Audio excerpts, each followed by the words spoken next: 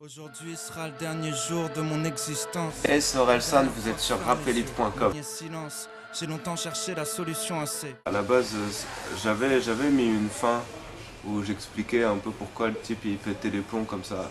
En gros, il disait et toutes ces personnes dans lesquelles je retrouve une partie de moi-même et qui font que je me déteste en fait on comprenait qu'il se détestait lui-même. Mais je l'ai retiré parce que ça faisait pas bien, ça expliquait un peu trop la fin de la chanson. Donc du coup, le fait qu'il se mette une balle, pour moi, ça expliquait tout. Il n'y avait pas besoin de rajouter ça. C'est comme si, je sais pas, c'est comme si on expliquait le film à la fin et tout, ça marchait pas. Mais justement, laisser libre cours à l'interprétation de chacun. Je pense pas que justement ça va faire des contresens et ça peut provoquer des polémiques. Si, mais je m'en fous un peu. Enfin, je veux dire, C'est la tout le musique. monde. Pour moi, pas trop, parce que beaucoup de gens comprennent quand même. À un moment, faut pas prendre les gens pour des cons. Ils vont. Ça s'entend, la façon dont c'est interprété, on se rend compte que le type est en train de devenir fou. Et puis, on comprend que c'est que des clichés. Et puis, le type se suicide. Donc, pour moi, c'est clair. Après, ouais, c'est dans ces cas-là, sinon, on fait plus rien. Si à chaque fois qu'on fait un film, si à chaque fois qu'il y a un meurtre ou un truc comme ça dans un film, c'est comme si, je sais pas, tu regardais Hit et qu'à chaque fois dans Hit, il disait mais faisons attention à ce qu'on va faire, des gens pourraient le faire chez eux. Oui, mais je sais pas, ça n'a aucun sens. On ne va pas braquer ce fourgon. Mes ex-fans déçus cherchent le Orelsan du début. Mais même moi je crois que je l'ai perdu. C'est dans le chant des sirènes et le chant des sirènes, c'est un mélange de réalité et de fiction. J'étais à un moment où j'avais pas encore bien avancé sur l'album, j'avais pas encore des chansons qui me plaisaient vraiment. Et j'avais l'impression d'avoir fait plein d'autres trucs et d'avoir un peu perdu mon temps. Et je savais pas si j'avais changé avec la petite notoriété que j'ai connue. Et donc je me base un peu dans un futur qu'aurait pu arriver où j'imaginais que je faisais des chansons un peu bizarres et que les anciennes personnes qui aimaient bien ce que je faisais avant se retrouvaient plus dedans. Et donc du coup c'est pour ça que je dis ça, mes ex-fans déçus cherchent Orelsan du début, mais même moi je crois que j'ai perdu, ça veut dire que moi-même j'étais pas capable de ressortir le même genre de truc qu'au début, et il y a toujours un moment comme ça où tu changes un peu, et c'est dur de... Surtout quand on veut pas faire tout à fait la même chose, parce que la même chose ça marche jamais deux fois, donc du coup ouais c'est quelque chose qui aurait pu arriver, même là je suis plus tout à fait pareil qu'au début déjà. Juste- C'est peut-être aussi. Mais justement, la transition entre l'anonymat entre guillemets et la célébrité, ça a été dur à gérer. Il y a beaucoup de choses qui changent. Il y a beaucoup de choses qui changent. Ma vie, c'était plus du tout la même. Je travaillais beaucoup. Et puis, surtout, le premier album, je parlais beaucoup de ma vie d'avant. Là, j'avais pas vraiment de vécu, j'avais pas vraiment de choses de ma propre vie à raconter. Après, les gens autour, forcément, les gens autour, ils changent. Quand tu vas dans une soirée, euh, c'est beaucoup plus, je sais pas, je parle beaucoup plus avec les gens ils viennent me voir, ils m'écoutent quand je parle, ça change beaucoup de choses quand même, ouais. T'es un peu le centre de l'attention, quoi. Ouais, carrément, c'est ça, tu t'es vite au centre de l'attention et quand t'as pas l'habitude, même quasiment toute ma vie, j'ai fait en sorte d'avoir le moins de responsabilités possible et tout d'un coup, t'as des responsabilités donc ouais, ça change. J'ai presque abandonné sans faire ma deuxième livraison. C'est ce que tu viens de nous dire. Après le premier album, tu savais plus quoi dire, t'étais un peu en doute, entre guillemets, par rapport à ton écriture. Ouais, carrément, mais ça me le fait souvent encore. Et puis aussi, ce qui change quand tu fais ça faisait quasiment 10 ans que je rappais, et, et donc les gens autour, ils aiment bien toujours quand c'est pas connu, et tout d'un coup, ça devient plus connu, et là, tu commences à avoir des gens qui aiment pas, et des gens qui critiquent ce que tu fais, et c'est quelque chose, faut prendre l'habitude. Les chansons, elles ont pas du tout le même impact. Ouais, une fois que t'es un peu connu, quand tu mets un truc sur internet, c'est pas du tout pareil qu'au début quand tu le fais écouter à tes potes. Je pense Donc, pas que ça c'est un problème entre guillemets français, tu sais que quand t'es pas connu, on va dire, on aime, on apprécie ton travail, mais une fois que t'es connu, là, tout de suite, les gens ils voient plus ça d'un mauvais œil, même ceux qui t'écoutaient à la base un peu. ouais, c'est un truc, c'est vrai que c'est un peu... Dans le rap français surtout, entre guillemets. Ouais, même c'est pareil dans les autres styles de musique, dans le rock et tout, il y a toujours des gens qui aiment bien connaître ce que les autres connaissent pas. Le côté exclusif de la chose. Ouais, c'est ça, le côté exclusif de bien se reconnaître dans certains artistes. Mais je comprends mais c'est vrai que c'est un truc français. Parce que je vois même quand je vais en Belgique ou en Suisse, ils ont pas ça du tout. Au contraire, ils sont contents que tout le monde kiffe. Et aux États-Unis, c'est encore pire. C'est genre, plus t'es connu, plus c'est cool, plus ils vont kiffer. Mais moi, je comprends parce que quand j'étais plus petit, j'étais un peu comme ça aussi. À toujours chercher le gars pas connu pour.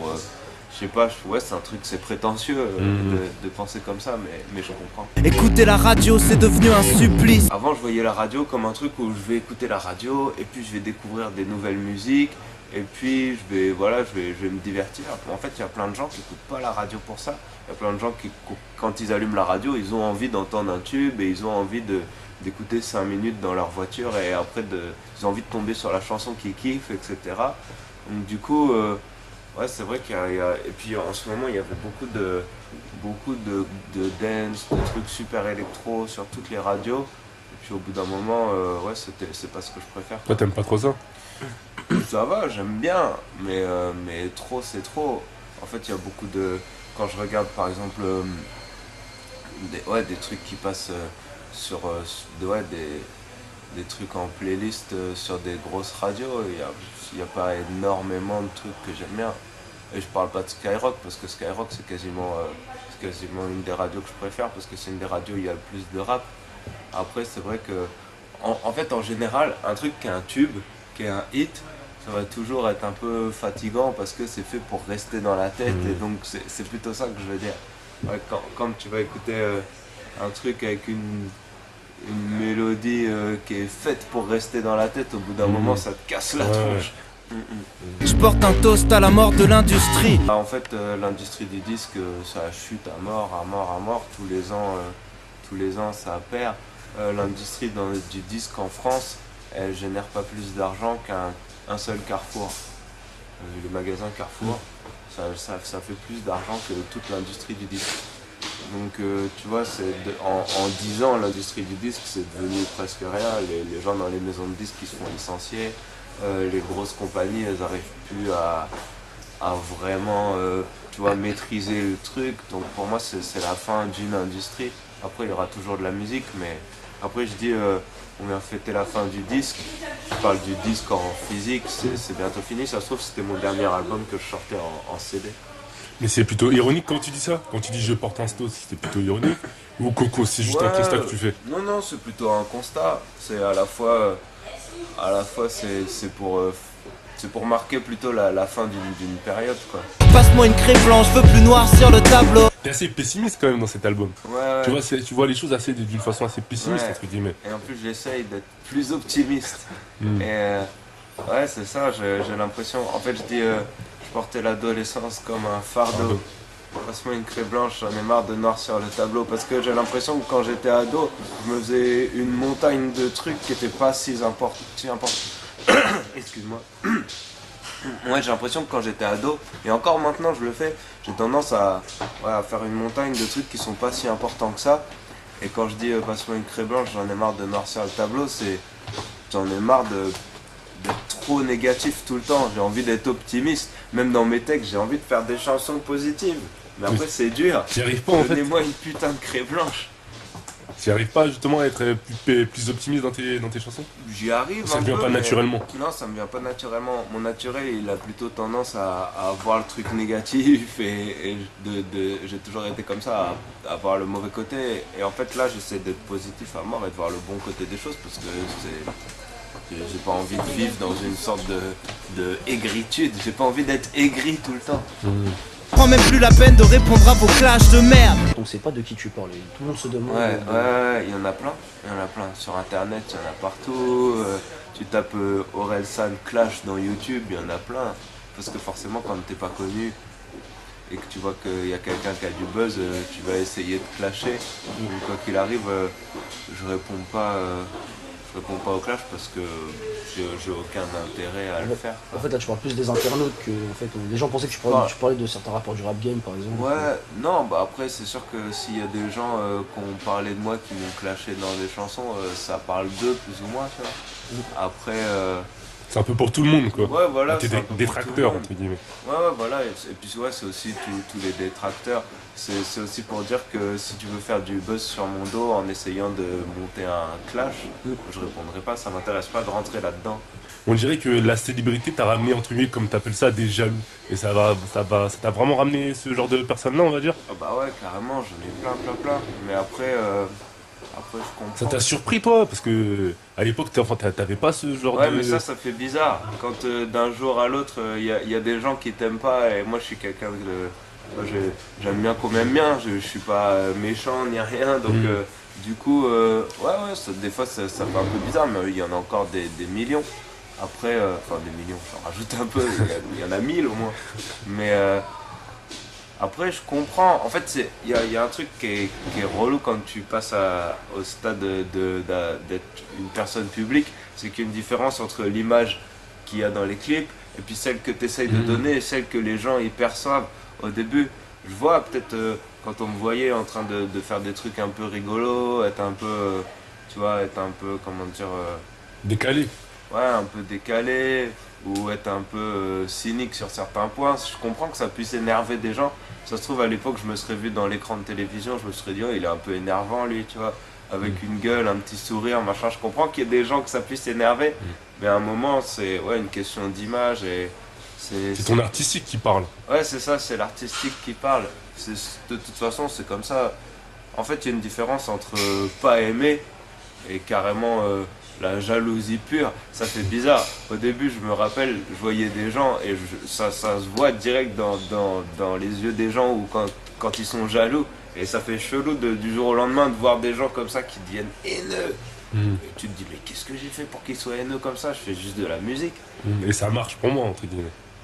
Ouais, voilà. Et encore, moi, ça marche. Tu vois, c'était pas encore un gros truc. Mais après, il y a des gens qui ont vraiment des jaloux. Hein, c'est de leur... Mais maintenant, je fais plus attention. Au début, j'allais voir les commentaires sur Internet. Et genre, je pouvais avoir 100 bons commentaires. Un seul commentaire haineux. Je me disais, mais pourquoi il fait ça? Mais bon, maintenant... Je comprends. Si c'est un commentaire constructif, tu vas noter la remarque. Mais ouais. Quand c'est gratuit. Oui, mais il y a des trucs, des fois, c'est gratuit, c'est de la haine pure. Ou même des fois, des trucs, des fausses rumeurs, des machins, ouais, mais je le connais, ma petite sœur était en cours avec lui. Des trucs comme ça, c'est. Obscur, le sexe c'est une drogue dure.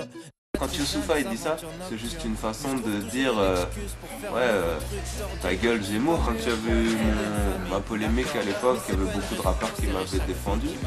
Sefiu m'avait défendu, Soprano m'avait défendu. Les gens ils aiment trop censurer ou boycotter le rap. Quand c'est Florent Pagny qui va sur un plateau télé dire des conneries, tout le monde dit ouais c'est pas bien ce qu'il a dit. Est-ce que quelqu'un a déjà parlé d'annuler un de ses concerts ou de retirer un de ses CD des bacs? Je mène une double vie, celle avec ma petite amie, celle avec les autres filles. Je mène une double vie, comme si je marchais sur un fil entre jour et la nuit.